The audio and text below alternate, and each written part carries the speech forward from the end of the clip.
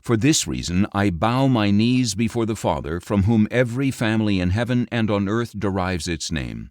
I ask that out of the riches of His glory He may strengthen you with power through His Spirit in your inner being, so that Christ may dwell in your hearts through faith. Then you, being rooted and grounded in love, will have power, together with all the saints, to comprehend the length and width and height and depth of the love of Christ, and to know this love that surpasses knowledge, that you may be filled with all the fullness of God. Now to Him who is able to do immeasurably more than all we ask or imagine, according to His power that is at work within us, to Him be the glory in the church and in Christ Jesus throughout all generations, forever and ever. Amen. Praise God. Okay, we're going to continue in Ephesians chapter 3, 14 to 21 this time. Last Sunday, the title of my message was Requirements. And then as I was studying this, I said, I need to change the title. I said I change it to Requirements of Grace. The Requirements of Grace. See, grace has a requirement. Grace is free. And there's a reason why I changed that title. I don't want you to think that, we have requirements to be saved. No, the salvation is always the same. Salvation is by grace through faith in Christ. Grace means something that you get that you don't deserve. Okay? That's the salvation that God gives us. He gives us salvation even though we don't deserve it because we have sinned against Him. But by His grace, He sent His Son, the Lord Jesus Christ, to die on the cross for our sins. But grace has a requirement. And if you look, and we will review a little bit, but if you look in the beginning of chapter 3, verse 1, it says there, check your Bible, it says there, for this reason. Okay? And then you will see that phrase again on verse 14, where it says, for this reason. That is a pivot. That is a shift. Okay? If you remember, the Apostle Paul, we talked about this. When you look at his letters, so he wrote a lot of letters. He wrote a letter to the Romans, to the Corinthians, to those in Philippi, to those in Thessalonica. He wrote letters to Titus and Timothy. Typical of Paul's letters, he will talk about doctrinal truths, foundational truths, biblical truths. But then he's also going to talk about how to apply these truths. Because we said last week that doctrine without application is useless. Okay? It's like someone who studied medicine and didn't go to internship. Okay, all they know is, I know how to, theoretical. I know the body parts and so on and so forth, but they don't know how to deal with the patient. That's going to happen to us if all we know about Christianity is in the head. It has to outflow in our lives. So Christian truth that is not lived out is without value. It has no value po. Amen? Now, let's look at, again, what we've studied so far, Ephesians chapter 1, Ephesians chapter 2. This is what the Apostle Paul was making a point. That he chose us in Christ. He adopted us as His children. We were redeemed through the blood of Christ. We were forgiven of our sins. And then He lavished on us grace upon grace upon grace. And then He gave us the knowledge of His will. We've been given an eternal inheritance. So don't worry po if you don't have any inheritance here on earth. You have an inheritance in heaven. Hallelujah. Amen. We are sealed with the Holy Spirit. We have hope in Christ. We have the resurrection power of Christ. We were made alive in Christ. We were raised up and seated with Christ on His throne even as we speak right now. And we are saved by grace through faith. We are created in Christ to do good works. We were brought near to God by Christ's blood. We were reconciled to God and to one another. We were given peace through Christ. Become citizens of God's kingdom. We become members of God's household. And we were built and is still being built as God's holy temple. Hallelujah. So those are good things to know.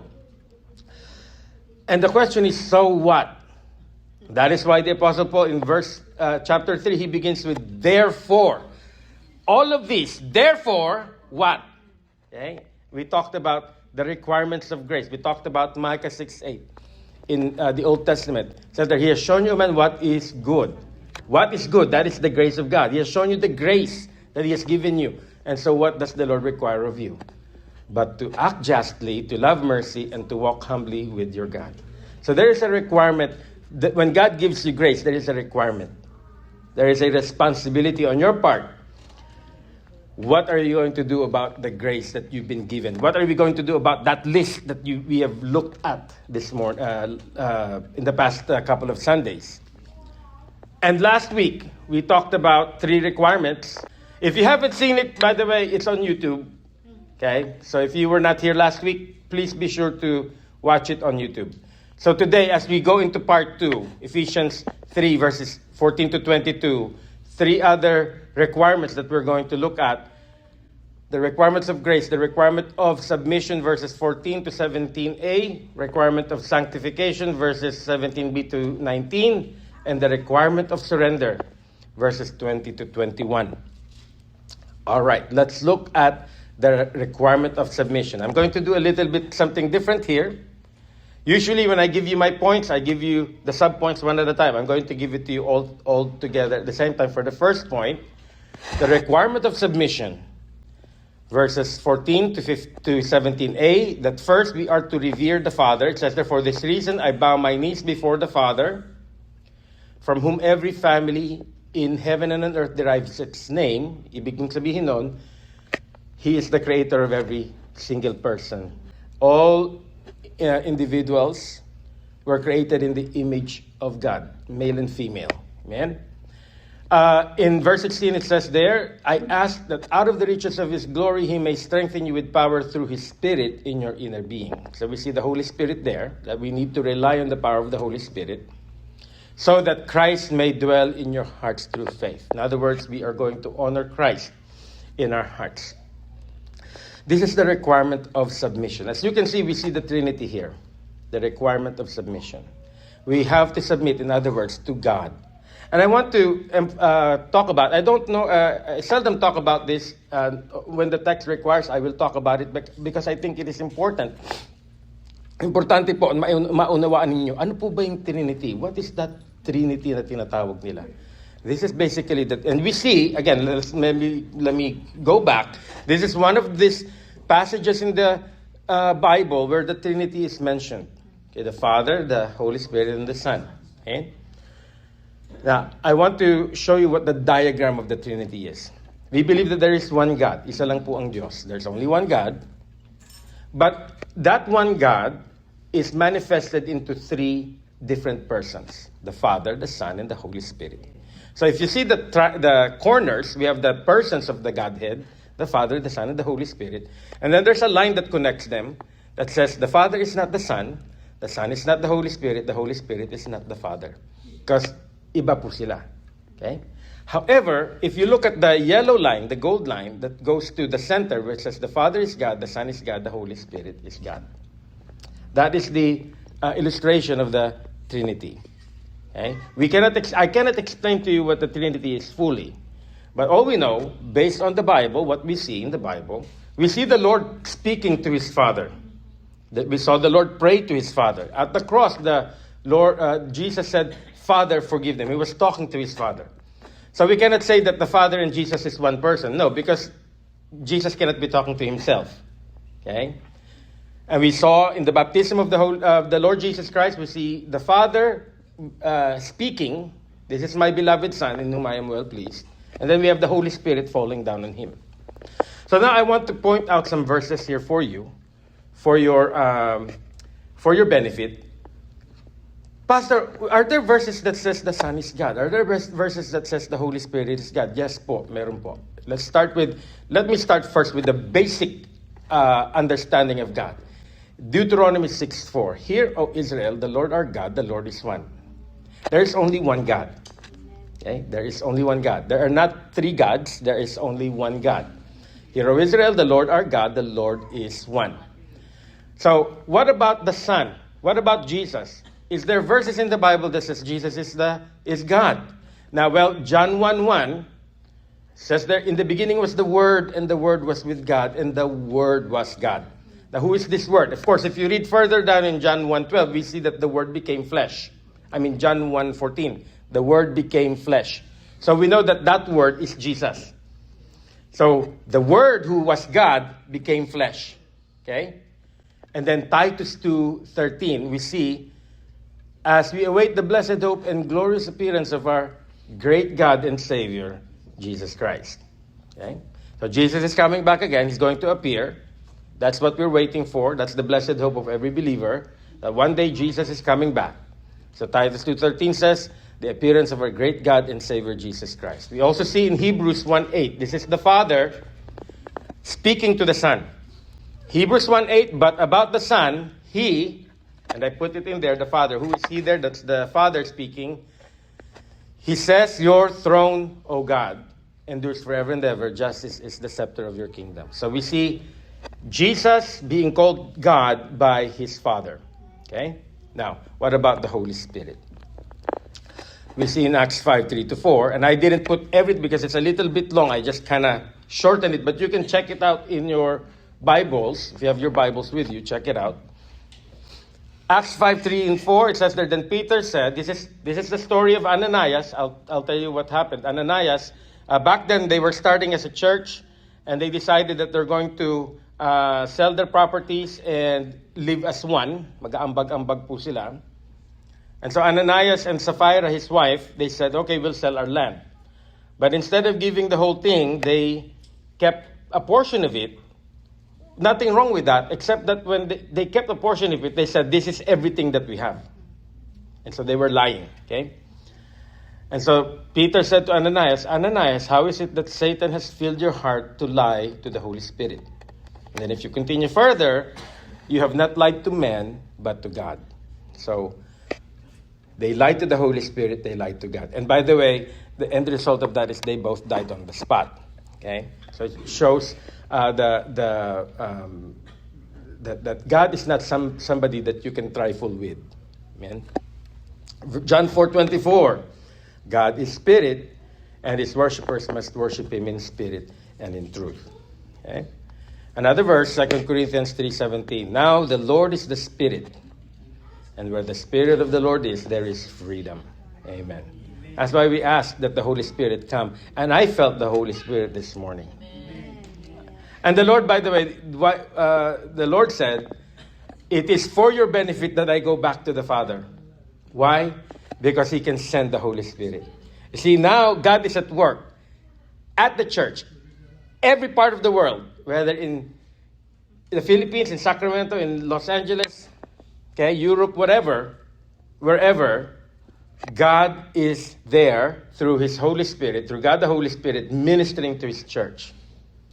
God is with you through the Holy Spirit. Amen? So, Psalm 139, I remember this verse where David says, where can I go from your spirit? Where can I go? If I go to the heavens, you are there. If I go down to Sheol, you are there. Kahit saan po tayo pumunta, the Holy Spirit is with us. So that's a benefit that we have. Praise the Lord. So every day, every morning, when you come to the Lord, God, fill me with your Holy Spirit. Ask that from the Lord. Amen? So the requirement of submission. Let's look again. Hear, O Israel, the Lord our God, the Lord is one. And so we are to submit to that one God. And that's why in verse 5 it says, you shall love the Lord your God with all your heart, with all your soul, and with all your strength. See, it's not enough to know that there is one God. Okay? It's not enough to know that there is one God. You have to love Him. Okay? Now that you know the God who created you, you are to love Him. You ought to love Him with all your heart. Not some of your heart, with all your heart. With all your soul, pag-iisip, and with all your strength. Bigay po natin ang todo. Amen. Give it all you've got when you serve the Lord. When you worship the Lord. When you praise the Lord. When you come to church and you worship the Lord. Give it all you got. Don't worry about your brother and sister beside you. It's okay. Hopefully their eyes are closed and they're worshiping the Lord too. But if not, that's their loss. Give it your best to the Lord. Amen. When you're at work, you serve the Lord at work. by working hard. Okay? I don't want your boss calling me, who's your pastor? Pastor Kirby, do you have somebody that goes to your church and he's not working? I don't want. They're not going to do that, but I don't want that, right? You better work. You better be a blessing to the people around you. Amen. So now, requirement of submission. We have to revere the Father. We have to rely on the power of the Holy Spirit, and render honor to Jesus the Son. Now, why is this important? Because later on, the Apostle Paul is going to talk about church. He's going to talk about who are the people that he placed in charge of the church. There is a structure. Thank you. There's a structure to the church because God is a God of order. And here's the thing: if you cannot submit to God, if you cannot submit to the one God, and God says, "I have placed pastors among you to take care of you," I can guarantee you, if you cannot submit to God, you will not submit to the pastors either. Okay? So I'm not preaching this so that you will submit to me for the purpose of you submitting to me. No, I'm preaching submission to God and, of course, to the leadership of the church because this is how God designed the church. He placed a pastor to take care of the church. And I am not a dictator. As a pastor, I don't get to decide everything. No, that's why we have the church council. So the church council, there are things that I decide on my own, like what am I going to preach? That's me. I'm not going to consult that with you. Okay? It's like going to a restaurant. You don't tell the chef what he's going to make. Okay? The chef will give you, this is what I have. This is a special of the day. Amen. And that's me. The Lord tells me what to preach, and I preach it to you. Now, as far as the decisions are concerned about the church, I consult that, I confer that with the church council, and we make decisions. But it's not just the church council that makes decisions. Also, you also get to make a decision. That's why today, I proposed that we change the name of our church. The church council agreed, and we picked a name. And now it's your turn. It's okay. If you don't like to change the name of the church, that's okay. We're not going to be... That's why it's anonymous. It's not going to be who voted no. Okay, I'm not going to ask Sister Nenning. I'm not going to ask Sister Lee who voted no, Sister Lee. If you don't want to change the name, you like the name, vote no. If you want to change it, yes, vote yes. Okay? So, that's how the church is. So, pastor doesn't get to decide everything. The church council doesn't get to decide everything. We get to decide together sometimes. Amen? So, requirement of submission, I'm going to leave that as it is. But we also have the requirement of sanctification, verses 17b to 19. Let's look at the first one. Then you being rooted and grounded in love. So, all these things that we talked about, those 20 items that we read from chapter 1 and chapter 2, what is the purpose of that? So that you will be sanctified. You will be rooted. How are we sanctified? By being rooted and grounded in love. Amen. I am, hindi po ako, I was gonna say I'm a gardener. I'm not a gardener. Taga-dilig lang po ako actually. Naatasan po akong magdilig. Ang gardener po talaga, yon. Okay? So naatasan po akong magdilig. And sometimes I water the plants. I see the roots, right? I say, I can see the roots. It's getting bigger. It's getting, it's getting deeper, getting bigger. Wow. You know what? God is the gardener, and we are the plants. And God would like to see you grow. Amen? There's nothing worse than a dead-looking plant. That's why I don't like summer sometimes, because sometimes, you forget to water one night, and it's like it's over. The next morning, it's like they're brown, But God wants you to be like a tree planted by the rivers of water, where the leaves are always green. Hallelujah. So we want you, and I want you personally, that you be rooted and grounded in love, in the love of the Lord Jesus Christ. Okay, that's why it says there in John 15. And again, if you read John 15, the Lord is drawing from a garden. He says, I am the vine, you are the branches. Okay, as the Father has loved me, so have I loved you. Remain in my love. If you keep my commandments, you will remain in my love, just as I have kept my Father's commandments and remain in his love. See, there's a requirement. Just because you were given grace doesn't mean that you can do anything you want to do with your life. That's not how it works. You've been given grace, and now take care of that grace. You've been planted by God, now grow in it. Okay? Grow where God planted you. Okay? It's funny too, I just realized this just now, this very moment. The imagery that God used is plant. Because God knows, malikot po tayo. Nakakita na po ba kayo ng plant na patalon-talon? If your plant starts to hop, matakot po kayo. Tumawag po kayo ng news. Kakaibang plant yun. Okay? The plant is supposed to stay in one place. Firmish. Stay. Don't be, the plant cannot say, I don't like this spot. No. Bloom where God planted you. Amen? Can you tell that to your neighbor? Bloom where God planted you. Amen. Hallelujah. Doesn't mean that there is no transfer. Sometimes the gardener will take the pot and put it elsewhere. Okay, but you don't get to decide that. The Lord does. Hallelujah. But all you have to do is remain in the love of Christ. Praise the Lord. And by the way, Brother JJ, Sister Divine, those were the sweetest peaches. It was gone in the third day, it was gone. Hindi pa ako nagpaparinig, sinasabi ko lang masarap yung peaches. That is when the fruit, you can tell the plant is healthy because the fruit is sweet. Praise the Lord. But if you have more, I'm taking it. I'm open to it. Amen. Praise God. Hallelujah. I love peaches po. Hallelujah. All right.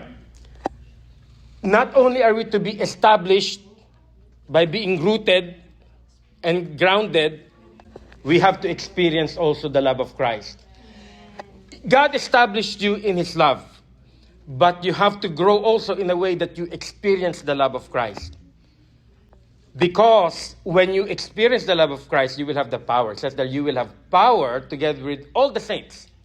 I like that phrase. You will have power together with all the saints. Because you cannot experience the love of Christ by yourself. There is that connectivity. Amen? You will have power together with all the saints to comprehend the length and width and height and depth of the love of Christ. 4-dimensional po yan. Length, width, height, and depth of the love of Christ. You have to experience it. You cannot just know it. You have to experience the love of Christ. 1 John 4:7. Beloved, let us love one another because love comes from God. Everyone who loves has been born and knows God. When you are born again, okay, there should be a change in you, and you should feel the love of God. And that's how do I know I'm born again, Pastor? Well, you should experience the love of God. Okay, you should experience. And that's why many people, they cry. And to this day, I still cry. Because it's the love that I feel, so much love, that I know I'm not worthy of that love, but I just felt so loved. Nevertheless, kahit na yung mga kasalanan ko nung, I'm 53, I don't know how old I am, 53? Yeah. I only know, at some point, the 50, 55, 60, 65, 70, at some point. At some point, you forget 36, 37, you don't remember that anymore. So 53, okay. In my 53 years of life, and I have done so many awful things. I have done many cringy things. But God loves me nevertheless. And it's that love that when I feel that love, and I just can't help but cry. Because thank you, Lord, for loving someone like me. Praise God. So everyone who loves has been born of God and knows God. Now, it's also that we experience the love of Christ and to express that love. So experience it, and as you're growing in the love of Christ, as you're being confident with the love that the Father has lavished on you, you need to now to transfer that out. You need to express it. And to know the love that surpasses knowledge. See, it's not just knowledge. It doesn't do any good to say, Pastor, I know that God loves me. Yes, Pastor, I know. Oh, yes, congratulations. You know that God loves you. But it has to surpass that knowledge. It has to go beyond the knowledge. And only then you will be filled with all the fullness of God. Because when you love other people, you are experiencing the love that God has for you. Kasi sasabihin niyo sa akin, Pastor, ang hirap pong mahalin ni sister tsaka ni brother. May kakulitan po sila eh. Tatanungin ko kayo, ikaw ba wala ka bang kakulitan? Okay? When you tell me, Pastor, it's difficult to love so-and-so because they're unlovable, I'm going to tell you, are you lovable? Because the honest answer to that is what? We're not lovable. Sister Teji, hindi kaya asura. I mean, are we lovable in and of ourselves? If you're being honest, we're not lovable, but God loves us anyway. So I don't want you. You can come to Pastor, but this is what I'm going to tell you. If you come to Pastor and say to me, Pastor, I don't think I love my spouse anymore. I'm going to ask you, well, why? And then I'm going to ask you other things. Because normally somebody says, I don't love my spouse anymore. And normally it's something because they don't do this anymore, they don't do that anymore. Right? Pastor, nung nakilala ko po si Mrs. Coca-Cola po siya eh. Ngayon po ay litro na, galon. Ang tanong ko sa inyo, ikaw ba? Galon. Right? I mean, napakababaw naman yung pag-ibig ninyo if your love is based on the looks. Okay? If your love is based on the looks, magsa-seminar po tayo ng, 1 day and a half seminar. Kasi ang tanong ko sa inyo, ikaw ba ano pa sa tingin mo, gwapo ka ba? Masyado nyo na-overestimate sarili ninyo. Huwag kayong ganyan. Do you understand what I'm telling you? Because it's easy to nitpick and say, Pastor, I don't love that person anymore. I don't love, you know what? Let's go back to when God found you. When God found you, were you lovable? No. But He loved you just the same, didn't He? And so that's really the maturity. The maturity you can gauge if you're mature is how you love people. And even the unlovable ones. You know? That's what I'm telling you. That one verse that we forget all the time. They will know you are my disciples if you know the Bible. Nope, that's not what it says. They will know that you are my disciples if you are working hard for the Lord. Nope. They will know that you are my disciples if you love one another. Amen. Love one another as He loves us. That's the new commandment. I give you a new commandment. The Lord said to His disciples, I want you to love everyone in the same way I have loved you. Whew. So before you make an appointment with me about difficulty loving other people, you better read that verse first. Love one another as I have loved you. Amen? Because look at 1 John 4:8. Whoever does not love does not know God, because God is love. It's a simple verse, but boy, oh boy, oh boy. I'm telling you, it's a simple verse, but sometimes we need to look at this verse a lot. We need to remind ourselves that how do I know that that I am born again? It's because I can love other people. Amen? Praise God. So that's the requirement of sanctification. Be established, experience the love of Christ, and express the love of Christ. Lastly, the requirement of surrender, verse 20 to 21. The requirement of surrender. When God gives you grace, that grace allows you to surrender everything to Him. Look at verse 20. Now to Him who is able to do immeasurably more than all we can ask or imagine, according to His power that is at work within us. We need to surrender to God's power. I want to make sure that you understand this portion here. the act of full surrender to the Lord. And that's why we raise our hands sometimes. Because we're just telling the Lord, Lord, I give you my life. I surrender my life. Only God has the power to do immeasurably more than you can ask or imagine. You don't have that power. Sometimes you think you have the power, but I'm telling you, you don't. When you have a problem, the tendency, and I get it, especially for the guys. The guys, we don't talk. You know, the women, they talk. They talk about their problems. The guys, we don't talk about their problems. We fix the problem.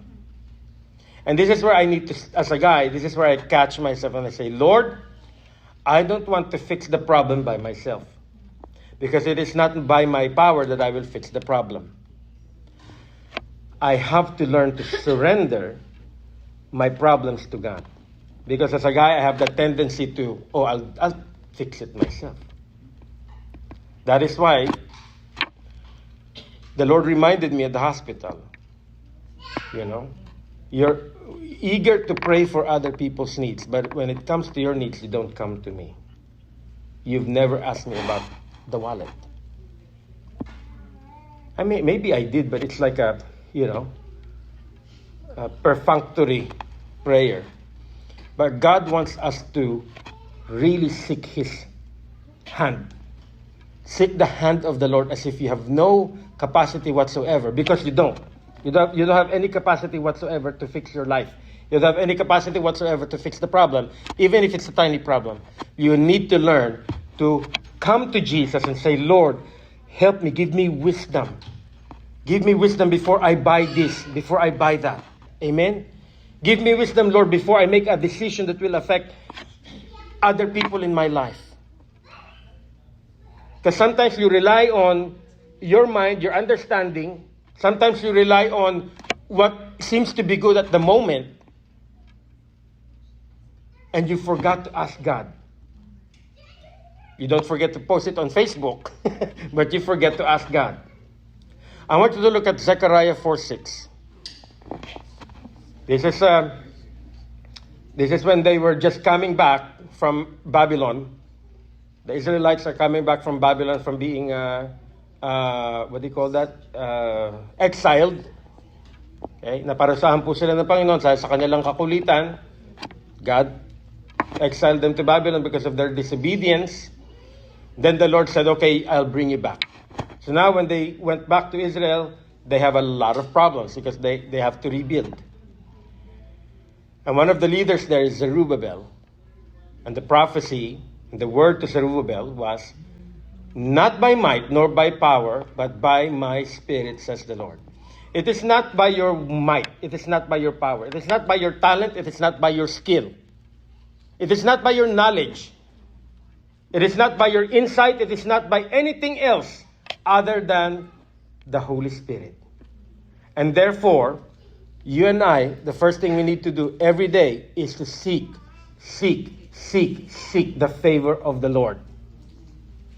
Every day. Even if it's just, even if you woke up late, don't neglect to call on the Lord and say, God, I'm sorry I woke up late, but please, Lord, favor me this morning. Favor me throughout the day. Help me, Lord God, to give all to you. And I'm not just talking about those things. I'm also talking about the requirement of surrender. If we are living by grace, if we have the grace of God, if you remember, and it's hard to remember all those 20 things that we've looked at this morning, and they are powerful things. It's also important for you to surrender your situation to the Lord. Some of you have life situations that are really, if I look at it, I said, Lord, only you can do this. Only you can fix this, Lord. Okay? You need to learn to surrender and say, Lord, I will shut my mouth. Naintindihan niyo po ako? Because sometimes, in our life situations, the answer is not this. You cannot talk anybody into, you cannot talk anybody into doing anything. But what you can do is, instead of talking, Maghunos dili po kayo, take a deep breath, and tell the Lord what it is that's bothering you. Are you bothered by a behavior of a certain member in your household? Talk to the Lord about it. I'm not saying don't talk about the bad behavior with the person, but the answer is not ta ta ta ta ta ta ta, morning, noon, and night. The answer is to just pray. To just simply say, Lord, I give this to you. I surrender this to you. Because the more we talk, sometimes, then the book of Proverbs says that the more words, sin abounds. The more words, sin abounds. So instead of, nagging, okay? And I'm not saying that only the women nag. Men nag too. Amen. Amen. Okay? Instead nagging at your children, it's very tempting to do that. Pray. Instead of nagging at your husband, pray. Instead of nagging at your wife, pray. Naintindihan niyo po ba ako? Amen. Because it's not by might nor by power, but by the Spirit of the Lord. Hallelujah. And then the requirement of surrender in worshiping the Lord. I love that song. All I need to do is worship. All I need to do is worship. All I need to do is say your name out loud. All I need to do is lift my hands, surrender, and bow down. Paul's closing this chapter by saying, to him be the glory in the church and in Christ Jesus throughout all generations forever and ever. Amen. It's worship. That's the key. If you look at the Old Testament, and I love the stories in the Old Testament, especially when Israel was just becoming a nation, and they are faced with enemies. They have enemies around them, right?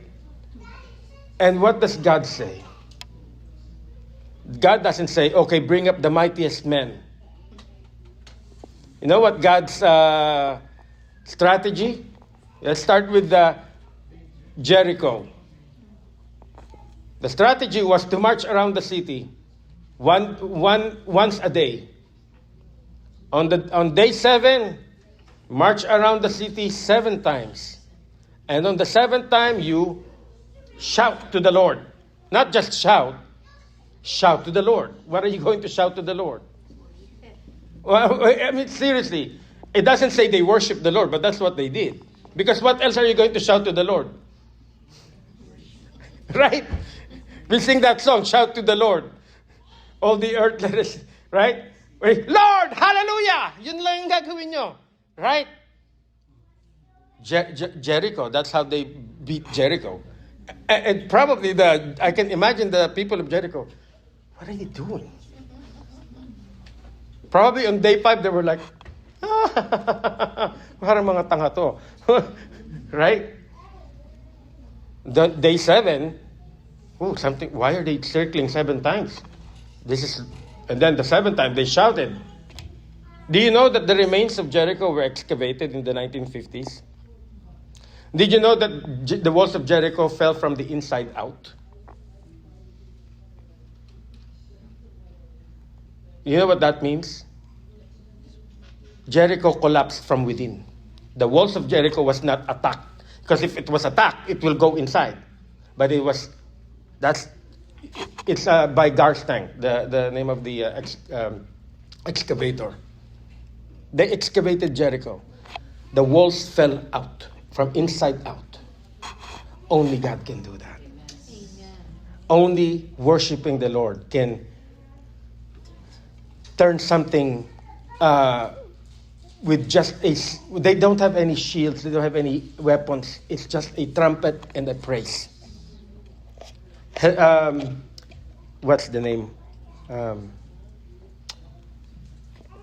Jehoshaphat, king of Judah. The Assyrians, I can't remember. The Assyrians were coming. And the Lord says to them, this is how you're going to fight the battle. You're going to call on your musicians and put them in front. Like, We're going to call Asher and Hannah. We're going to put them in front of the battle. And Pastor Kirby with the keyboards. And the choir. And the song leaders. They're in front. Because they're going to worship me. And then I will defeat the enemy for you. That's how God works. Because if we put the biggest ones here, the fight, after the fight, everybody will be like, oh, ang galing ni brother, ang laki niya, Oh, they defeated it. They defeated the enemy because they have a good army. Nope. When the people fighting in front were worshipers and singers and musicians, and the enemy is defeated, the glory goes to the Lord. Amen. Hallelujah. David. Let's look at David. David was a worshiper. He wrote Psalms even before he was a king. How do you think he wrote, "The Lord is my shepherd, I shall not want"? It's because he was a shepherd himself. He was in the fields. King Saul says to him, "Why don't you wear armor?" And David tried the armor and said, "This is too big. I cannot move." David faced Goliath. Goliath is about 13 feet tall po. Goliath comes with a stone, a slingshot, tirador. He only took one try, because it is by the power of God that it hit Goliath where he needs to be hit. And the impact was such that he just dropped dead. You want to see God work in your problems this morning? You want to see God work in your situations? And I'm telling you, I have situations too. I am telling you, the only way out is to surrender. Surrender. Can you please tell your neighbor, surrender? Surrender to God in worship. Hallelujah. That is the requirement of grace. If God gave you grace, that grace allows you to, and I know it's hard because the flesh says, I'll do it. I can do it. But God says, no, you cannot do it in your flesh. You have to do it in my power. And the only way to activate that power is through worship. I want you to look at Psalm 50, verse 23. Excuse me. Read it with me, please. He who sacrifices a thank offering honors me, and to him who rightly orders his way, I will show the salvation of God. Learn to worship the Lord. Learn to be a worshiper of God. You can try all your best to get yourself positioned to whatever it is that you're trying to position yourself into. It's not going to work. It's only going to work when you submit to God and when you surrender to Him all that is in your heart, and watch Him surprise you. Watch Him do the work. And then you will realize, oh, what a great God, what a mighty God we serve. What a mighty God we serve. So surrender to God's power, surrender to God in worship. That's the requirements of Grace Part 2. Again, if you haven't seen the Part 1, it's on YouTube. I will put this on YouTube hopefully by tomorrow.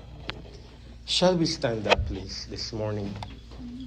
One thing that I desire of you, this is what I seek, that I may dwell in the house of the Lord all the days of my